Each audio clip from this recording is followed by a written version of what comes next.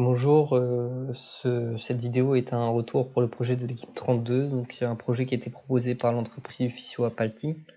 Ce projet avait pour objectif la création d'une série temporelle, donc un modèle en série temporelle qui va permettre d'alimenter un bot de trading pour échanger de la crypto-monnaie Ethereum.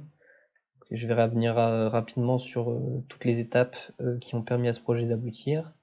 Premièrement, on a dû faire tout un travail d'exploration des données. Énormément de données sont disponibles et visibles par tout le monde, et on a dû faire des premières visualisations pour bien comprendre ce qui allait nous être utile et ce qu'on allait utiliser. On a dû choisir une API qui va nous permettre de nous connecter à un nœud pour récupérer énormément de données. Ces données, on va les récupérer via des scripts Python qui vont nous permettre de récupérer un grand nombre de données qui va alimenter ensuite notre algorithme. Bien sûr, on a dû faire un travail de nettoyage de ces données pour les rendre lisibles, et puis choisir également uniquement ce qui nous intéressait, dans le but de les exporter vers notre serveur MongoDB qui allait pouvoir magasiner un grand nombre de données. Donc là, par exemple, vous avez comment on exporte vers notre serveur toutes les informations pour un bloc.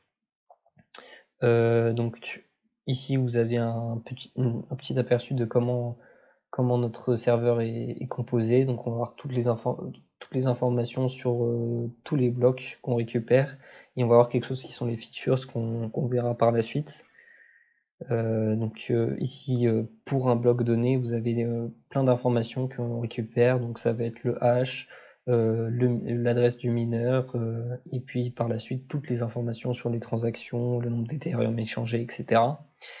Donc on arrive au moment où on a les features. Les features, c'est quoi? Ce sont des paramètres complexes qui vont nous servir à alimenter notre algorithme, et donc ici on a dû choisir lesquels on allait utiliser et créer. Donc par exemple, on va avoir le nombre d'adresses qui ont un certain nombre d'Ethereum en balance. Donc ces features, il a fallu les créer puisque ce sont des paramètres complexes. Ici on a une fonction par exemple qui calcule le nombre d'Ethereum échangés au cours d'un bloc. Donc on a dû faire plein de fonctions pour créer toutes ces features dans le but d'alimenter notre modèle. Ici on a un aperçu de toutes les features qu'on calcule en temps réel, donc qui évoluent au cours du temps. Et finalement, on a créé un algorithme complexe, donc basé sur un réseau de neurones, qui va nous permettre de trader, donc c'est-à-dire de choisir s'il faut plutôt vendre ou acheter à un moment donné de la crypto-monnaie Ethereum pour engranger du profit.